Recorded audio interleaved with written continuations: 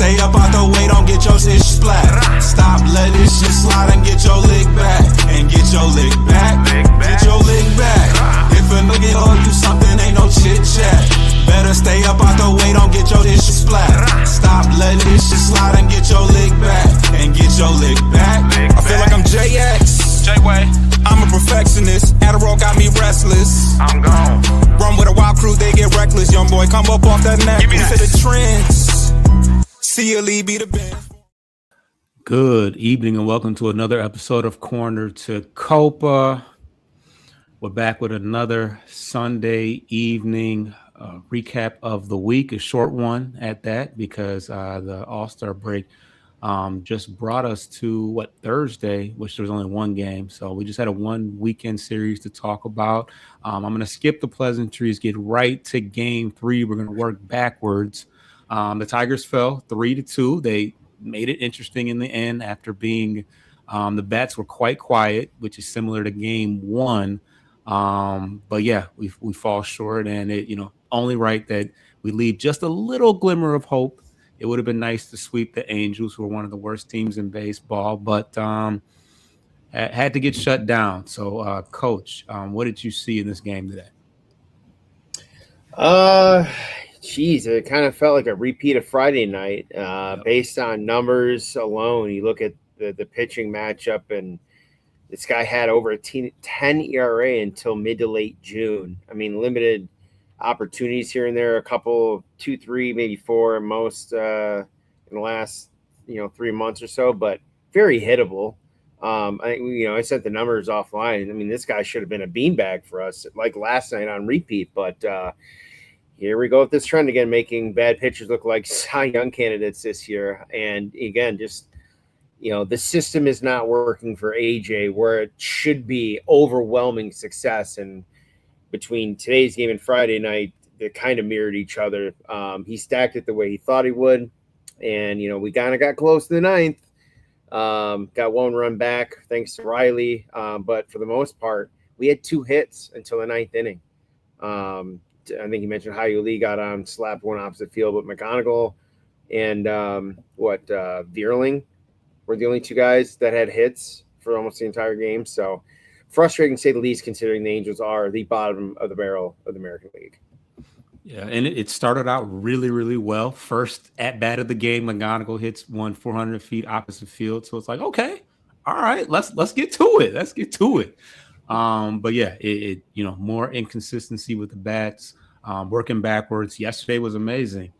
Jumped all over Grayson Rodriguez, who got traded from Baltimore last year. It hasn't been a good, return from injuries for him. We scored 4 runs in the first inning, including I think a 3-run home run from Torkelson, which he ended up hitting 2 today. He had a pretty decent series. Some of that good home cooking. I think he's from Southern California, but Cole Keith went 4 for 4 in the game too. So that was also really good to see from him. And Skubal was solid. Another guy from Southern California. He went 7 innings pitched, 9 strikeouts, and look pretty good. Pitching, all in all, looked pretty good. We didn't talk about the fact that Casey Mize, that's what really kind of cooked us. He gave up 1 earned run before leaving the game. He had a comebacker that they said was 108 off the bat, which I'm assuming it had to have grazed his arm, but it did get a lot of glove.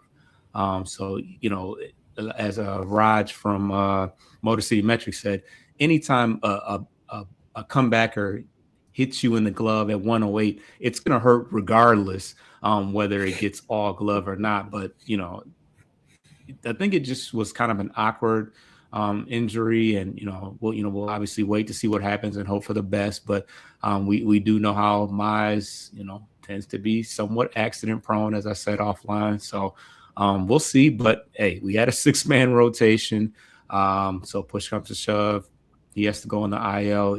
We should still be pretty strong in that regards. Game 1, Melton, another guy, Southern Cal, had a rough first inning, but slowed down, slowed everything down towards the end of the end of his outing. He went 5 2/3, nine Ks. Fast forward, because we didn't give up. It was 1-0 for the entire game. The one run that Melton gave up was on a fielder's choice to Hyu Lee, where he wasn't able to pull the trigger quick enough to turn two. So he just took one, and they were able to score. But speaking of Hyu Lee, I believe it started with Dylan Dingler getting hit by a pitch, which he was hit by two in game two. So I don't know. So one was a fastball. The other one he kind of leaned in on. It was breaking pitch. But at any rate, he gets hit by a pitch in the ninth inning, gets pinch run for by Outman. I think Outman stole second. Green got on, and then Hyu Lee, very clutch situation. By the way, they put the graphic up. He was hitting with 2 outs and runners in scoring position. He was hitting like 400, like over 400. So it seemed to be the perfect opportunity for him to take advantage, and that's exactly what he did. Opposite field, off the right field wall, just over the head of Joe Adele. Say it right. Something Adele. Which played it too. And then we were able to get some clutch defense from McGonigal. He, a lot of these choppers that, go over his head, average guy, you just catch it, but he's got to get full elevation to get, to grab that. And he threw one in the dirt, and Torque was able to scoop it out. So, all in all, pretty solid series for Torque defensively and offensively. But the Tigers take 2 of 3. So, how do you feel as we head on to Chicago next? I mean, it's obviously disappointing that we weren't able to sweep them, but here we are in a situation where it appears that we are likely going to buy is what they're saying. But what do you think? I mean, I don't know how you can be buyers. You've lost games in the wild card standings from last week. Despite this week's success, you've fallen a game further behind in the second wild card, and you've only gained a half game in your own division. You needed to sweep this weekend. There wasn't any excuse, let alone just the pitching matchups. There's no way this team should have been outperformed by starting pitching. I mean, if I'm a hitter coming out of this series, minus we kind of blew our load in one game. That's been the motto going back to last year, even. Yeah. In our run differential, we'll win 12-1, and then we'll lose 3-1, 2-0. Still win the a very large percentage of the run differential, but we're at a losing pace. This team's got to be sellers, and if Mize has to go on the IL, I mean, you need to trade Skubal immediately to set the market and get what you can. Because by hanging on to him and letting that ride, if Mize goes down, I mean, okay, so the pitching stays all right, but if you don't address the offense for the last year and a half, we've been talking about it. So that's the only problem. This team needed to sweep against a bad Angels team going in the wrong direction, which set up well for us coming out of the break, and we noted it. The second easiest strength of schedule, only behind Cleveland, and we struggle against some really bad pitching. So as a whole for right now, there's not much confidence going on. Yeah, they're winning some close games, but their margin for error is so razor thin right now that by winning and not making up ground, that's kind of doing them in at the same time. Yeah. And as it stands right now, we are 46-53, 4.5 out of the last wild card spot, and 6.5 out of the Central Division, with the Chicago White Sox ahead by a full game over the Cleveland Guardians. Yeah, I don't know. I know Cleveland had a doubleheader yesterday because they got some rain, but they were able to pull out some late inning heroics from Travis Bazzana in game 2. So that was a wash as far as us winning yesterday. And but Chicago did lose, if I'm not mistaken. So, but we lost today, so no way to help ourselves as far as that's concerned. Yeah, let's get right into the roster moves. Didn't have much to talk about because we only had one series, so let's just get right into the roster moves. Yeah, so fairly brief. After Jones was DFA'd last week, Boston put in a waiver claim on him, so he was officially traded for a player to be named later. You can miss me at the fact that he hit a home run in his first at bat. I don't care. Like most often, realistically, most often when that happens, they get that quick little burst of rejuvenation, right? They might have a good series, a good few games, and then they just fall right back off the cliff. So to hell with him. He's on a team that's against us now. I don't care. Sorry, Jones. I hope you go 0 for 50 the rest of the year. That's crazy. Yeah. Well, you ain't with us, so we hate you. Anyways, Bailey Horn was announced that he's going to have TJ surgery on the 17th and was transitioned to the 60-day IL. He is done for the year, and given the timing, there is a decent chance he may not be ready for the spring next year. So add yet another arm in the last 2 years that this team has suffered substantial injury to. They recalled Brent Hanafy as a result to fill his spot. On the 18th, Job had moved up from, I believe, Lakeland to Erie for rehabbing, continuing his progression there. I know the other accounts online keep pumping out his rehab numbers. I'm like, look, it's like Scuba when he rehabbed at West Michigan. Those guys are so below him that, 3 hits over four That's innings. good that they're below him, though.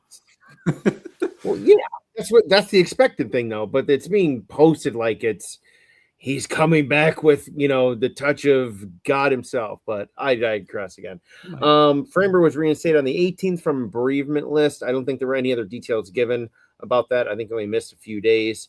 And Brisky was optioned back down to Toledo. At a second arm, just today, it was announced shortly before the game that Will Vest is done for the year and was also transitioned to the 60-day IL with another bullpen arm hung up for the year. And with that, they signed, I don't know if it was a waiver or just straight up a free agent, but Troy Watson, right-hand pitcher, was then immediately assigned to Toledo, most likely to get some work in and as a potential, Kmart Blue Light special call-up here in the next 4 weeks. But that's it in terms of injuries and transactions. All right. So as far as the minor league report is concerned, you teased the Jackson Jobe situation. He did have a rehab start today. He went 3 innings, 3 hits, 0 walks, 0 earned runs, 3 Ks on 44 pitches. So just encouraging to see him healthy. They're obviously, slowly, working him back up. Could possibly have a Mize headed to the I mean, maybe. Something tells me I really feel like they were just being precautionary about that. So I don't even want to allude to that. But Joe will be another option that we have soon enough as he continues to get things together. Outside of that, Peyton Graham had his 50th stolen base this year. EJ Exposito, a name that we haven't talked about yet, but he was actually signed. We actually signed him for $3 million to Erie this year. He was a former Braves prospect. I don't know, maybe he's somebody that sounds familiar to you, but he's having a solid year so far. He's a shortstop, and he hit his 16th home run. Yeah, he's solid. I mean, he's a little bit older. I think he's 25 or 26, but he's got some good raw power numbers and just another middle infielder name to keep an eye on. Gleyber Torres hit a 3-run home run, I think, in Erie. Is he in Erie or Lakeland? I think he's in Erie because he played together with someone else that's also down there in rehab. They were together at the same time. Job. I think he's playing with Job right now, but yeah, he looks about ready to return. Probably not for the Cubs, but I think at the end of the week for the Royals weekend series, possibly. But yeah, 3-run home run, and then this just happened. Jace Young hit a walk-off home run today. So Still waiting for his first home run of his major league career, but he appears to be playing okay in AAA. So that is that. Let's get to our first break, and then we got a boatload of topics and stuff to talk about around the league. So we're going to get to that.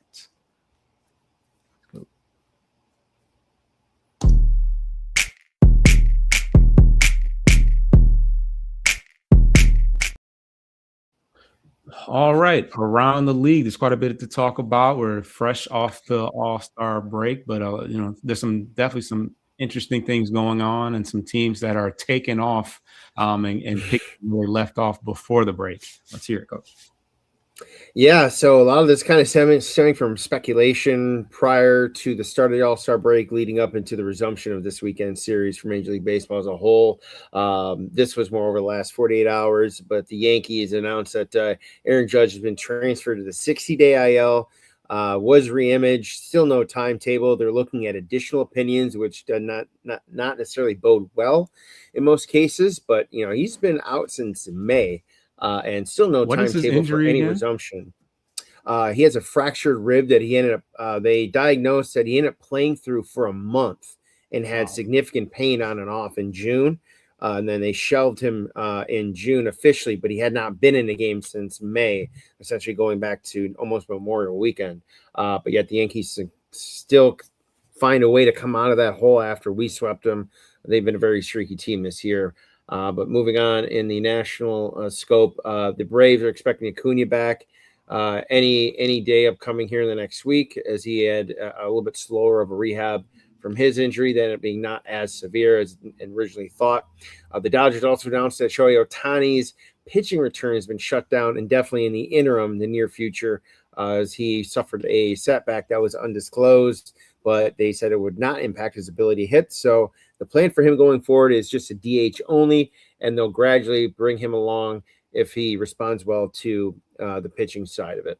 The Milwaukee Brewers have announced that Brandon Woodruff, their, I guess you'd say the longtime starting pitcher, is also done for the year. Is going to have shoulder surgery and will miss time into 2027 as well. I don't even know if he's pitched much this year.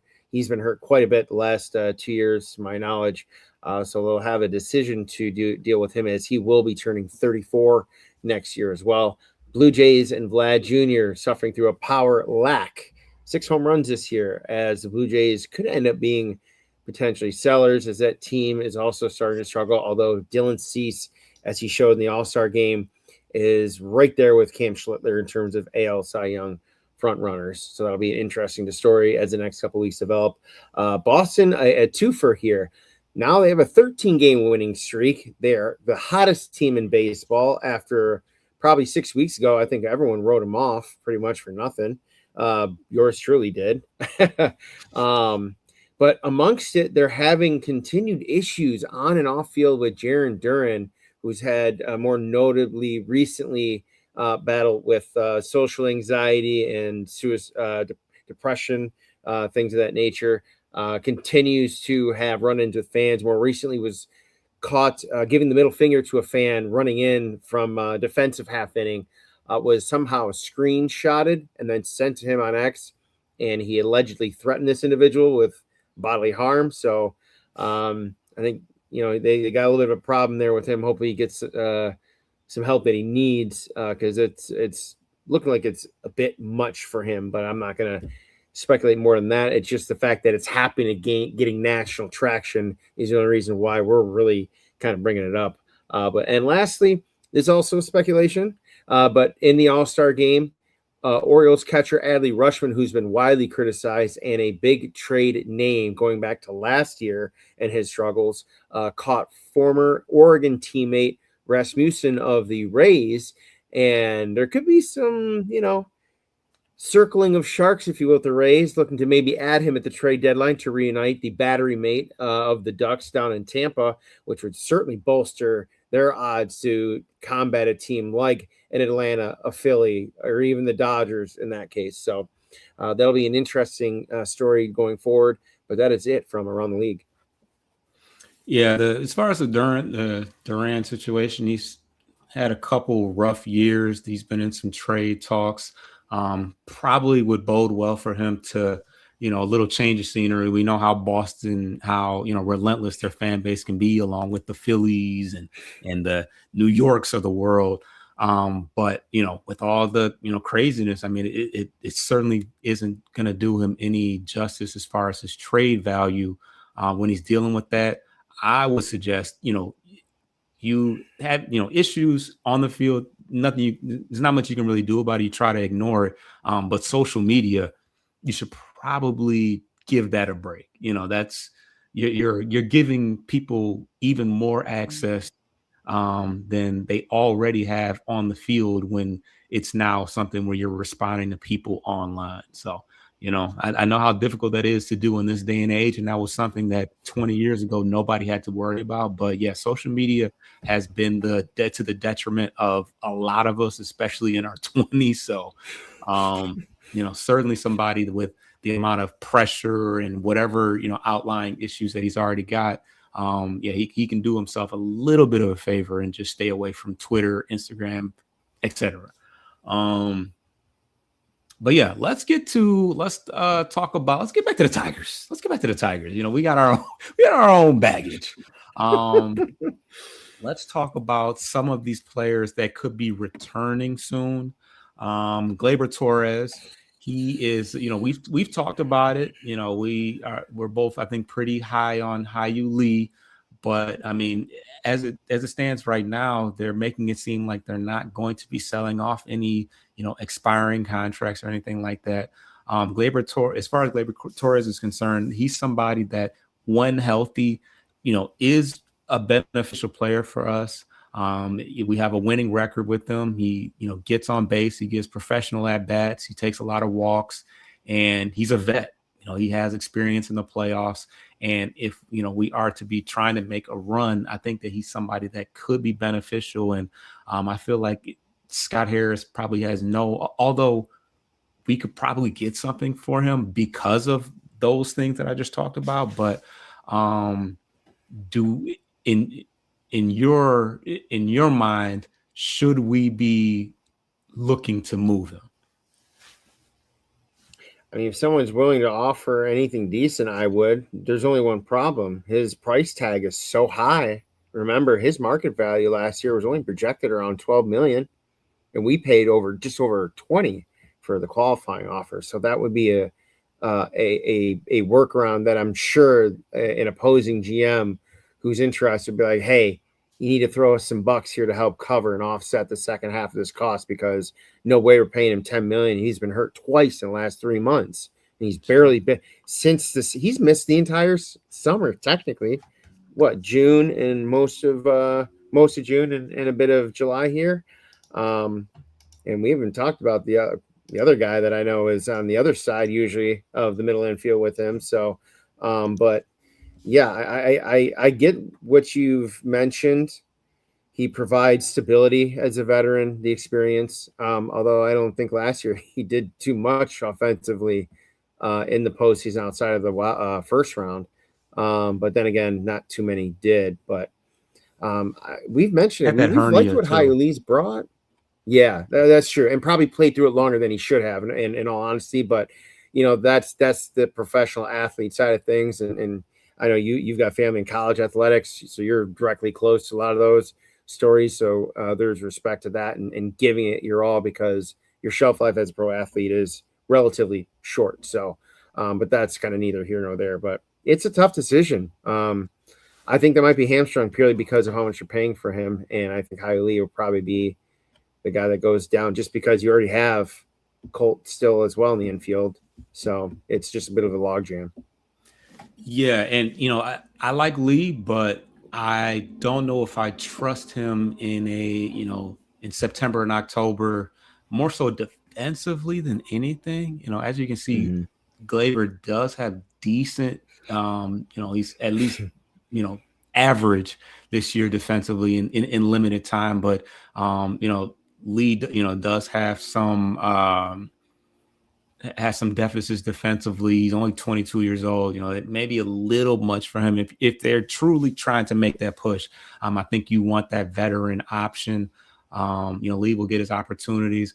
I think that I don't know if Valencia might not be the guy that gets sent down. I think it's between Lee and Valencia. Obviously, they play two different positions, but I think that Valencia might be a little bit more expendable because he is just a third catcher. He'll probably not play much first base because Torque plays every day. So Lee, has at least, if nothing else, he stepped up in a couple big situations. So yeah, that's that. But the next person, Javi Baez is now taking live batting practice. So I think that he very well could be, it could be another guy that could be coming back soon.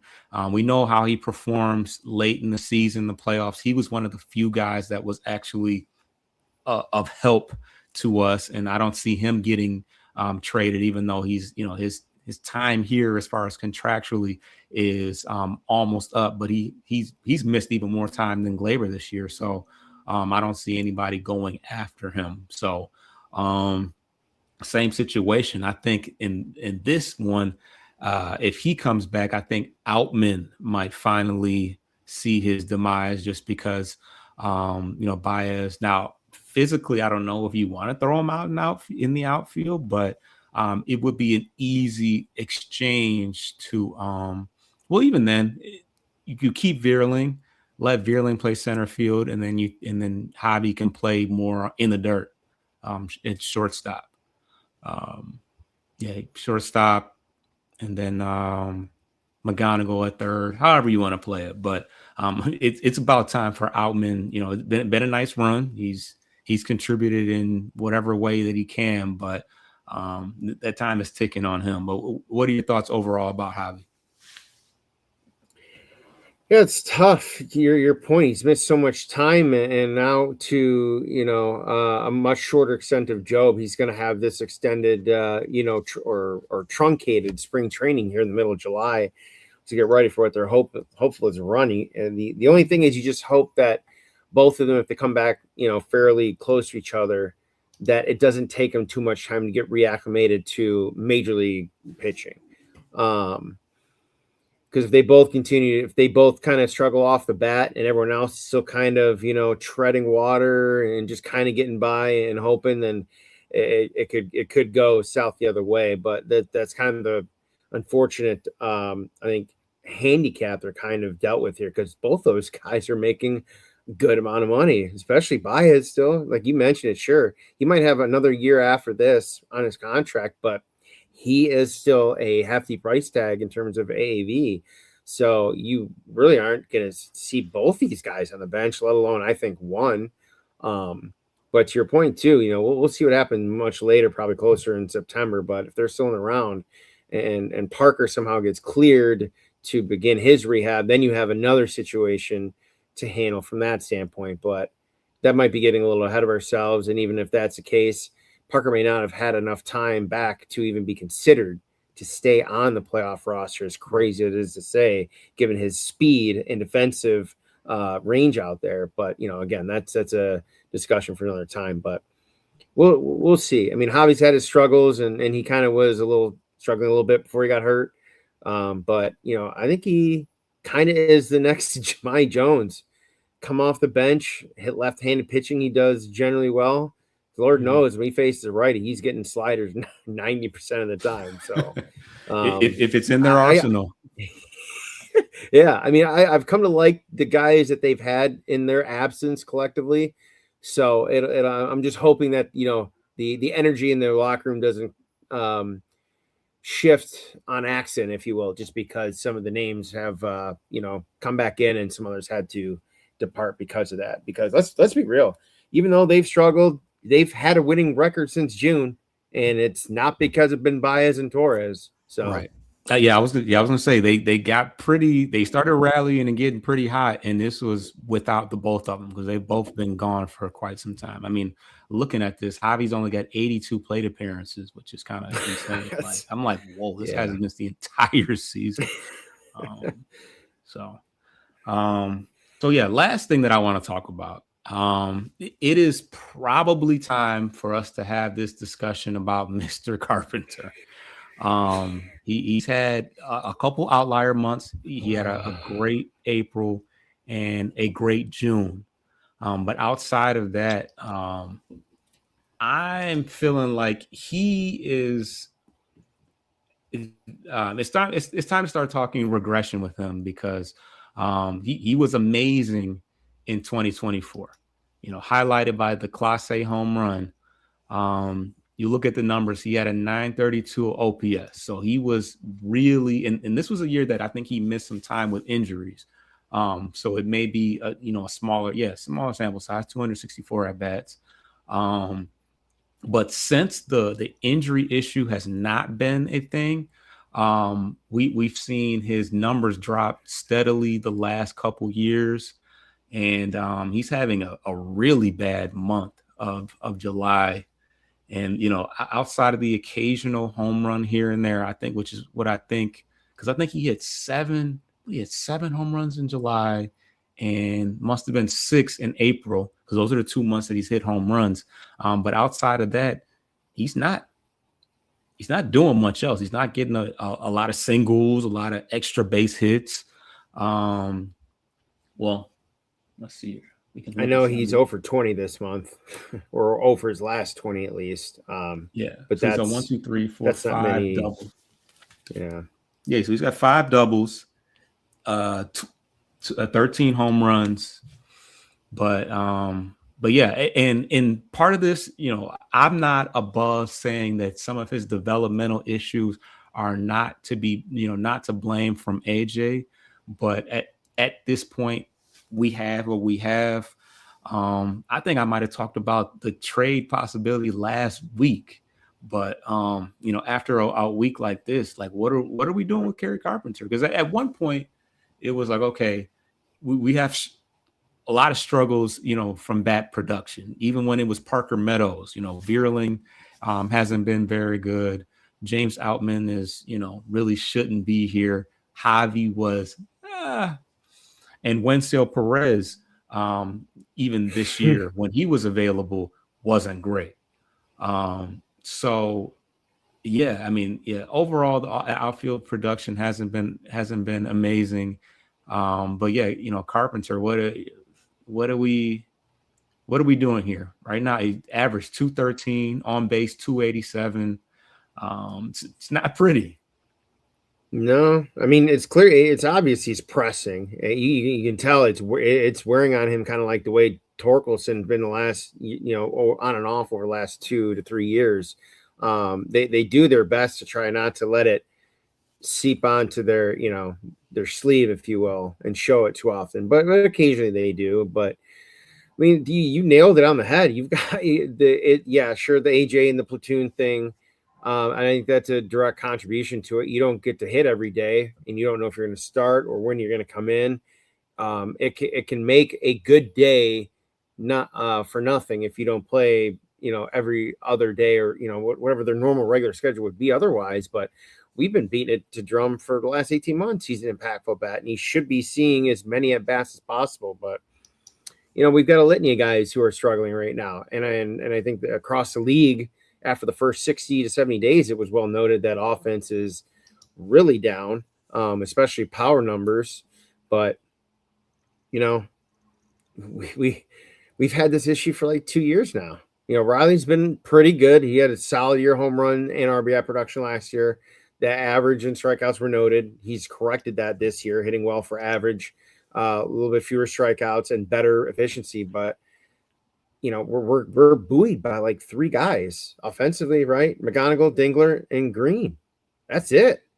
Everyone else is kind of between, AAA and a 4A lifer on the roster right now. And, we can really go circles around 6, 7, the guys that you mentioned individually, and be like, what are we doing here? But this is the route that Harris chose, Scott Harris, that is, and is what AJ's got to work with. But, again, if Harris had addressed a right-handed bat in the offseason or at the deadline last year, I think that would have bode well for the rest of the lineup. Not Carey wouldn't be hitting 325 bombs and 90 RBIs at this point, but he'd be batting a bit better with a little more impact and probably a little more regularity to have those opportunities. Whereas right now he's not getting them because he just is not producing at all. But a lot of guys are pressing right now, but Carey's has been an integral part of the lineup, and they do need him more than not. So it's just tough to put your thumb on it. Yeah. So as you can see, he's only got RBIs in 2 different months of the season so far. Obviously, March is really short, but 16 RBIs in April, 19 in June. He was hurt, I believe, most of May. He only had 19 at bats. But as of July, 30 at bats in, which isn't a ton. He has a 100 average. So in the last 7 days, 0, flat 0, 0 for 8, 083 in the last 15 days, and 179 in the last 30 days. So a pretty tough skid that he's on right now.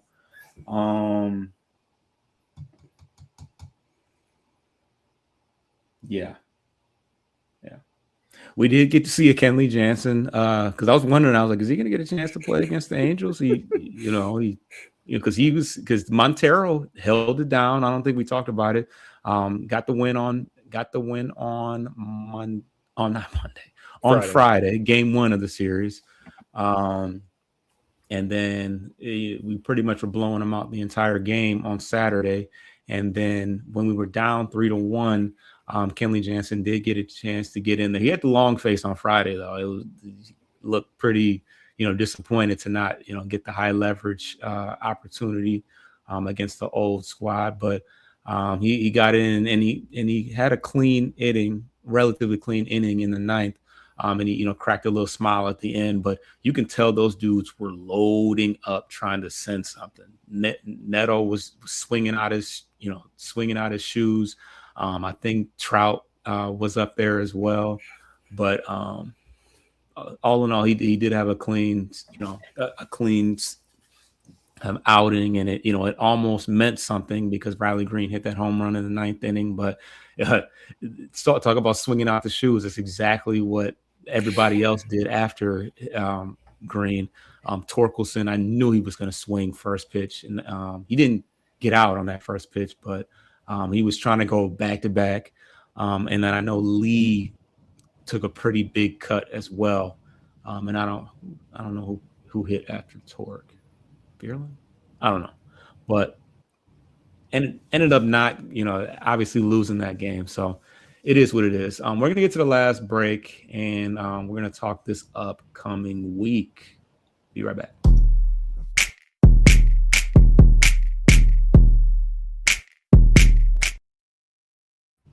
Any other topics that you wanted to talk about before we get to the probables?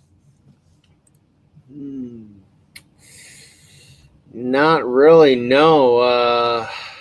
I know we could go endless circles around trade speculation, but we'll go ahead and take a look at the schedule first, and we can elaborate on that more if there's anything new you may have you want to throw out there. But yeah, coming after this brief and weird only single series out on the West Coast, Detroit will fly to Chicago to face the Southside Cubbies for 3 in Wrigleyville. Monday will be Jack Flaherty against Talion. Tuesday will be Framber against Peterson. Wednesday right now is listed as TBD, but it's most likely going to be Montero based on what they were indicating last night before the game in LA, with then a turnaround and come back to Detroit for a 4-game series against the Royals, which will begin a heavy divisional stretch over the next 35 days or so. So these games, sure, they got to win all the others, but these have direct impact on their divisional standing. So these are of utmost importance. 4 against the skidding Kansas City Royals. Despite that, Michael Wacha, the ageless right-handed wonder, was in the All-Star game for KC.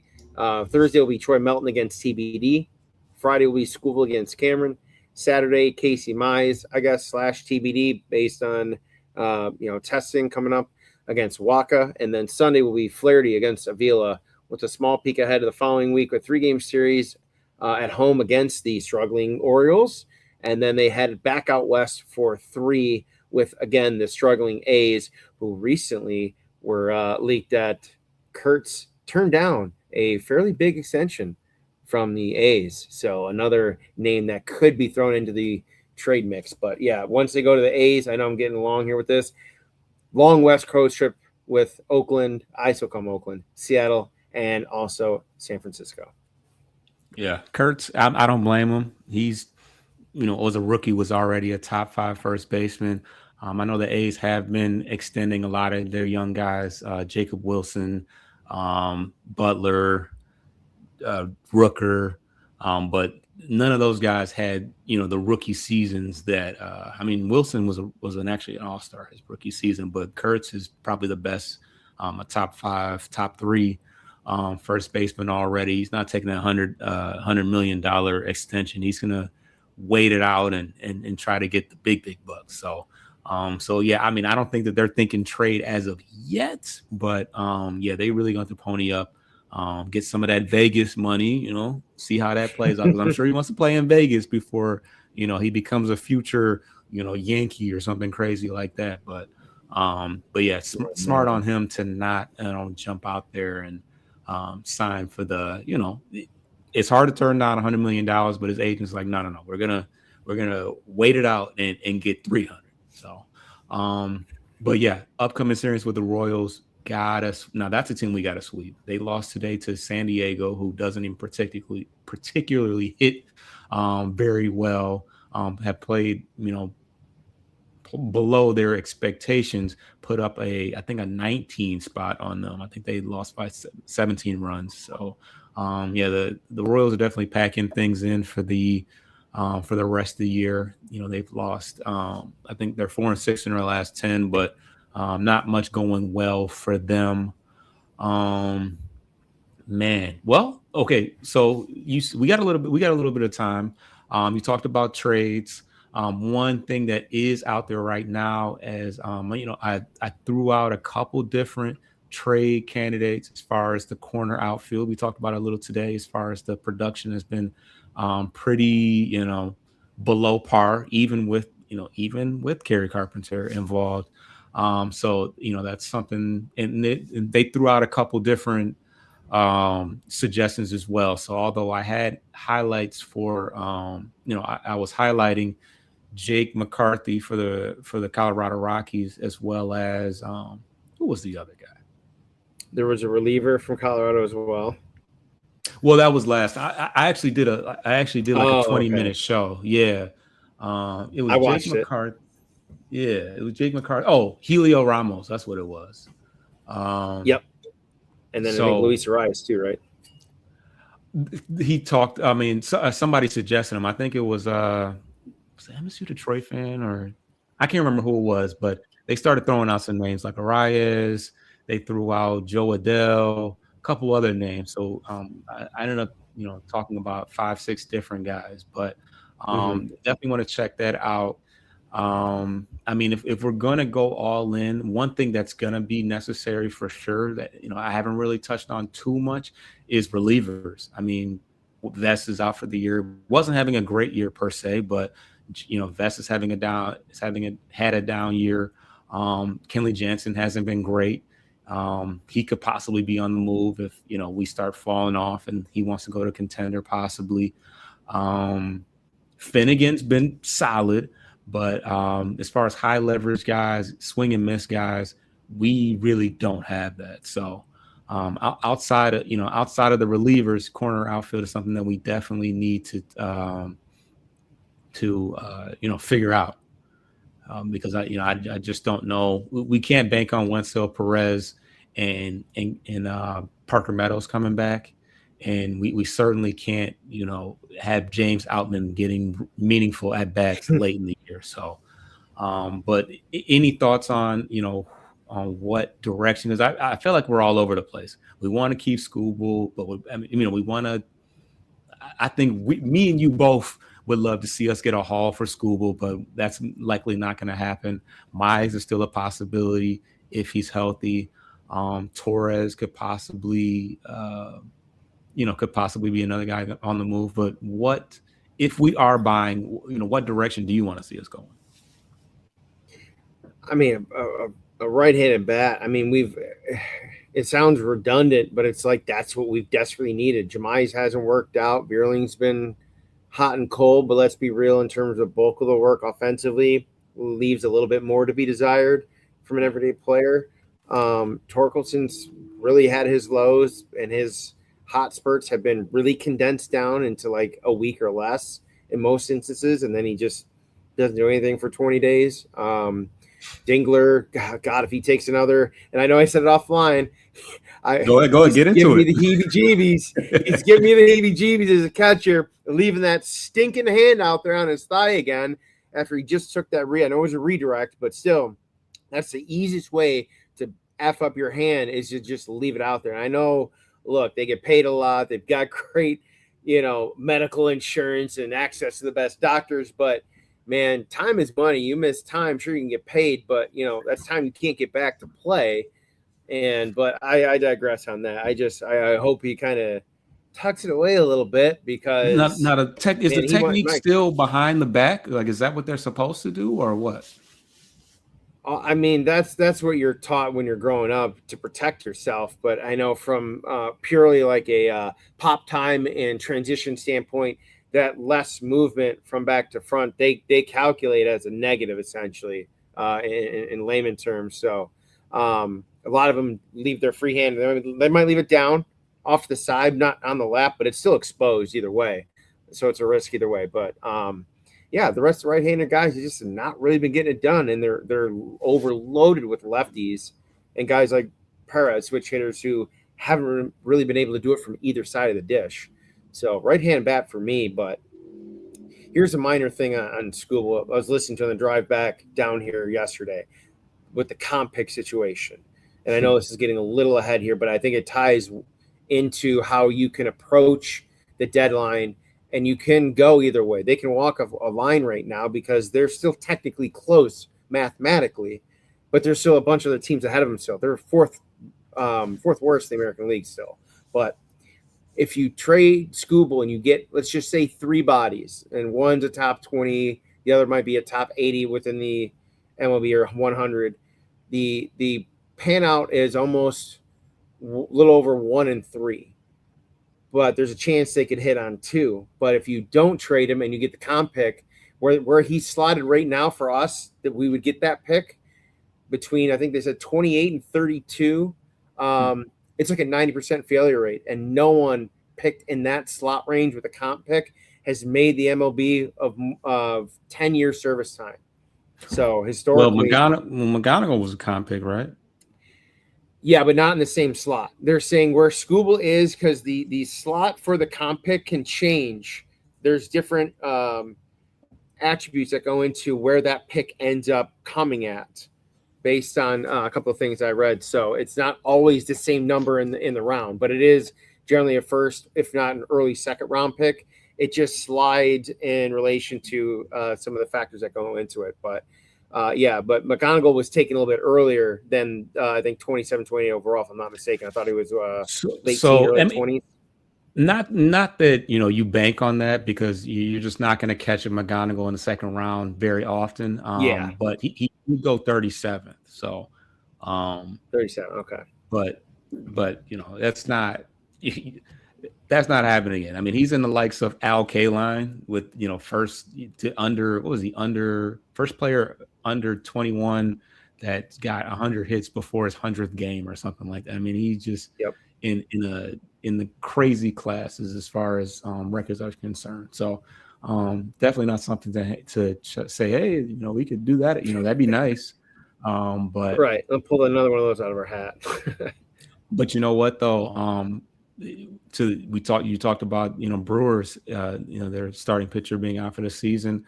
That could be an incentive for them if they're really trying to compete with the Dodgers. You now need a starting pitcher, and their class is loaded. And hey, let's just give us one of those top 100s off your hand. We don't want all of them, but that would be a nice flip, especially if he's in the outfield. And the tricky part about getting that outfield bat is that I feel like it's limited as far as righties righties are concerned. I feel like there's more lefties, like your Mickey Moniak and Jake McCarthy, and but you know we saw a couple possible candidates in LA this weekend though. Joe Adell, Soler,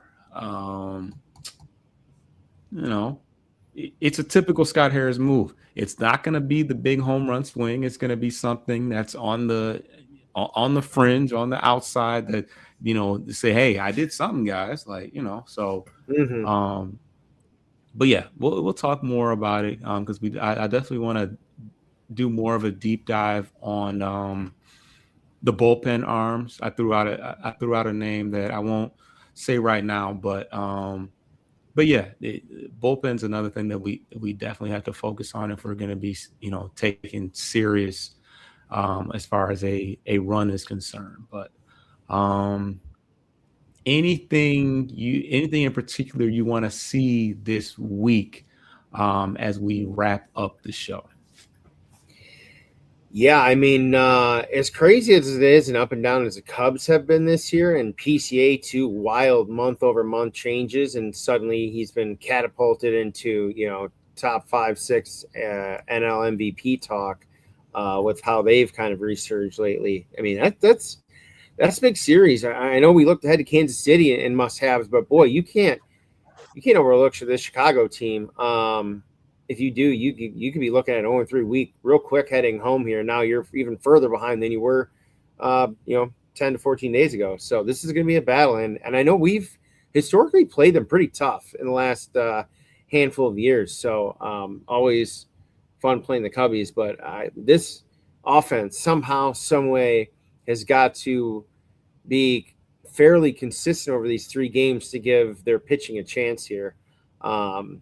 But so we'll see. They'll be back in the Midwest in not really divisional enemy territory, but close to it. But yeah, overall still a big week. But if they lose 2-1 to Chicago, then they got to come back and win pretty much all 4 against Kansas City to salvage a 6-2 week overall. I need all 4 against Kansas City regardless. But yeah, as it stands right now, it's crazy. What's crazy, I don't know why I felt like the Cubs weren't playing well, but I think it's just because the NL is just so much more superior. I mean, they are 56-43, so 13 games over 500. But the Brewers, I don't even know how they do this. 62-37. I mean, that's insane. 62-37, yeah. 30 games. What is that? Not quite 30 games over 500, but yeah. So the Cubs are 6 games back. They've won 7 of their last 10, and they're on a 2-game win streak. So yeah, that's gonna be a tough series. In hostile territory. I'm sure there's gonna be a ton of people at all of these games because the Tigers, Tigers are a team to see, especially if you think that you might get a chance to see Skubal. I don't think he just pitched, so they wouldn't get a chance to see Skubal, but. Anyways, let's wrap things up. Subscribe to the channel. We are very, very close on, as far as Bleachers and Speakers, we are very close to 500. Just barely. I think we're like 15 away from 500 subs. So, subscribe to the channel. Also subscribe to Corner to Copa. We're simulcasting over there as well. And we'll be back. We'll be back next Sunday. We'll see how the team does against a couple Midwest foes. But yeah, catch y'all next time. Peace. Get your lick back. If a nigga gon' do something, ain't no chit chat. Better stay up out the way, don't get your shit splat.